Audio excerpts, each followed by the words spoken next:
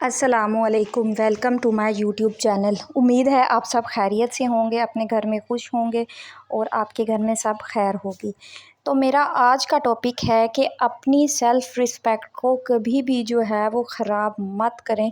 जिस इंसान में इज़्ज़त नफ्स नहीं है, उस इंसान की कोई वैल्यू नहीं है, वो ख़ुद अपनी नज़रों में गिर जाता है।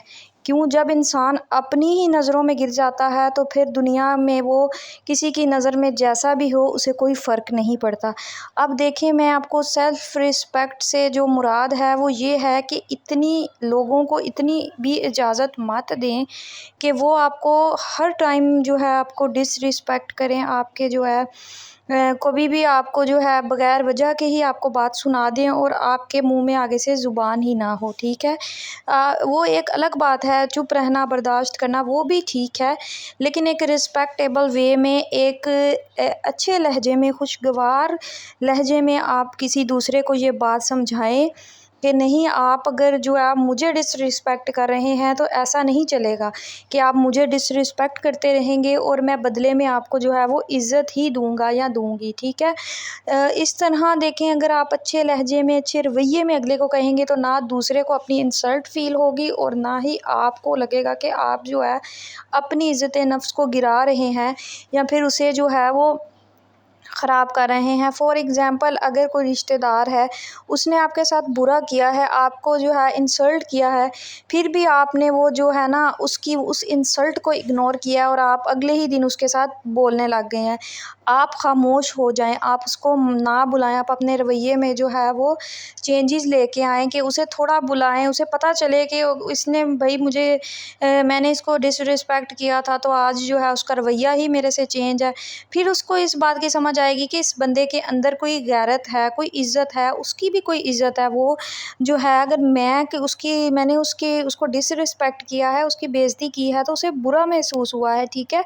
इस तरह लोग आपकी इज़्ज़त भी करेंगे अगर उनको ये होगा कि ये बंदा खुद अपनी इज़्ज़त करवाना जानता है, ठीक है? इस तरह लोग आपकी इज़्ज़त भी करेंगे। लेकिन आज कहते हैं कि पैसों को सलाम है, जो बहुत ज़्यादा रिच होता है, बहुत ज़्यादा पैसे, गाड़ी, बंगला होता है जिन लोगों के पास, वो जो अपने गरीब रिश्तेदारों को कुछ भी नहीं समझते।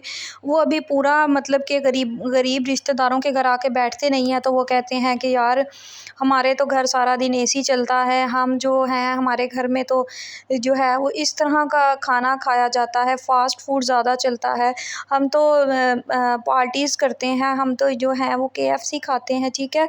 इस तरह की बहुत सी चीज़ें मैं भी देख के आई हूँ, मैंने भी लोगों के रवैये देखे हैं। 2 रुपए जेब में लोगों के पास ज़्यादा नहीं हो जाते तो लोग जो हैं वो अपनी इज़्ज़त ही, अपने आप का जो है मकाम ही जो है वो चेंज कर लेते हैं। वो ये नहीं कहते कि पहले हमारा स्टेटस क्या था, लेकिन वो अब जो है वो आसमानों में उड़ रहे होते हैं। दूसरों को वो नीचा दिखाने की जो है उनके दिल में होती है कि हम जो है अगले को नीचा दिखाएँ। देखें, बहुत बहुत बुरी बात है, ये बहुत ही बुरी बात है कि अगर हम दूसरों को नीचा दिखाते हैं। यार, अल्लाह पाक ने जो है, ये तो अल्लाह पाक ने आज़माइश दी है, ये पैसा हमारे पास एक आज़माइश है। इसका ये मतलब तो नहीं है कि हम जो है दूसरे लोगों को डिसरिस्पेक्ट करें और उन्हें जो है वो हम कुछ समझें ही ना। और उनके सामने मैंने भी देखा है, जो अमीर रिश्तेदार होते हैं उनके घर अभी हम पूरा एंटर नहीं होते तो वो उनके अगर मतलब एक जूता भी डालो तो वो कहती हैं यार ये तो यूके से आ गया है, ये तो लंदन से आ गया है, या उनकी कोई क्रीम इस्तेमाल कर लो तो वो आपके पास जितनी देर बैठेंगे वो अपनी चीज़ों की ही तारीफ़ करते रहेंगे। बहुत बुरी बात है। अल्लाह पाक गुरूर करने वाले को कभी भी पसंद नहीं करता। ये मेरे बच्चे को एलर्जी थी तो मैं ये तेल बना रही थी, मैंने कहा आपके साथ मैं शेयर कर दूँ, ये आप देख लें। ऊपर से मुझे नहीं पता ये क्या है, ये जो है मेरे ससुर ने ला के दिया था मुझे कि ये एक टोटका है, ये एक फटकड़ी जो है ना, मैंने तवे के ऊपर इसे थोड़ा सा मेल्ट कर लिया था। इसका ये पानी पानी सा जब बन जाता है ना, उसके अंदर आपने ये पाउडर डाल लेना है, जो मैंने आपको अभी पिक्चर में दिखाया है, तस्वीर में। इधर से आप देख लें कि ये क्या है। तो इन दोनों को मैंने मिक्स कर लेना है, ठीक है? फिर मैंने इसके अंदर नीम रोगनी का जो तेल होता है ना, वो मैंने इसमें मिक्स करना है। पता नहीं आजकल गर्मी है, वैसे भी मेरे बच्चे को पैदाइशी तौर पे ना 2-3 महीने बाद पैदाइश की एलर्जी होना शुरू हो गई थी। तो हम बहुत ज़्यादा परेशान हैं, दुनिया के सारे टोटके हमने जो हैं वो कर लिए हैं। तो बस हम यही कोशिश करते हैं कि कोई ना कोई ऐसा टोटका, कोई ना कोई ऐसी चीज़ इस्तेमाल करें। अल्लाह पाक ने शिफ़ा रखी होती है, किसी भी चीज़ से आराम आ सकता है, हिम्मत नहीं हारनी चाहिए। बच्चा है, ज़ाहिर है छोटा, तो उसको हम जब इस तरह देखते हैं तो हमारे दिलों को भी बड़ी ही तकलीफ़ होती है। ये देखें, इन दोनों को जो है ना, इसको दोरी में आपने अच्छी तरह पीस लेना है। ये टिक्की टाइप जो है वो बना हुआ होता है, ये आपको पंसारी की दुकान से जो है वो ईज़िली मिल जाएगा, ठीक है। इसकी मैंने आपको प्रॉपर जो है वो पिक्चर मैंने आपके साथ शेयर की है वीडियो में, पीछे जाके आप देख लीजिएगा। ये जो है आप ये पंसारी की दुकान से फटकड़ी भी मिल जाएगी, ये भी मिल जाएगा। अब थोड़ी थी फटकड़ी, तो मैंने थोड़ी सी और तवे पे जो है उसको मैंने मेल्ट कर लिया कि चलो थोड़ा सा और जो है इसके अंदर डालूँ, ताकि जो है वो थोड़ा बहुत तो बने ही ना। कि मैंने कहा एक दफ़ा चेक करके देखूँगी कि अगर इससे मेरे बेटे को आराम आ जाए तो।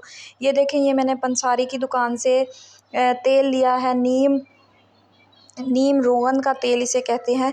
ये देखें, मैं आपको इसकी तस्वीर भी दिखाती हूँ। ये आपने 2 ढक्कन डाल लेने हैं, ठीक है।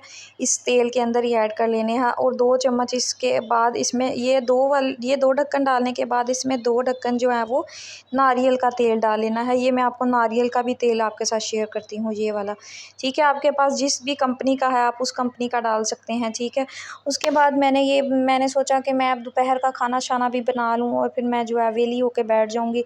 तो बस आपको मैं यही कहूँगी कि अपनी सेल्फ़ रिस्पेक्ट को सबसे पहले रखें, क्योंकि सेल्फ़ रिस्पेक्ट नहीं है तो इंसान के पास दुनिया की कोई भी चीज़ नहीं है, कोई भी उसकी इज़्ज़त नहीं करता है। एक बावक़ार इंसान, एक गरीब भी आप हैं ना, लेकिन आप एक बावक़ार और इज़्ज़तदार इंसान तभी लगते हैं जब आप अपनी इज़्ज़त खुद करवाते हैं। उम्मीद है कि आपको ये मेरी जो बातें हैं ये आपको बुरी नहीं लगती होंगी। ये मैं आपको सही बातें बताती हूँ। इसी के साथ मेरा व्लॉग ख़त्म होता है। अल्लाह हाफ़िज़।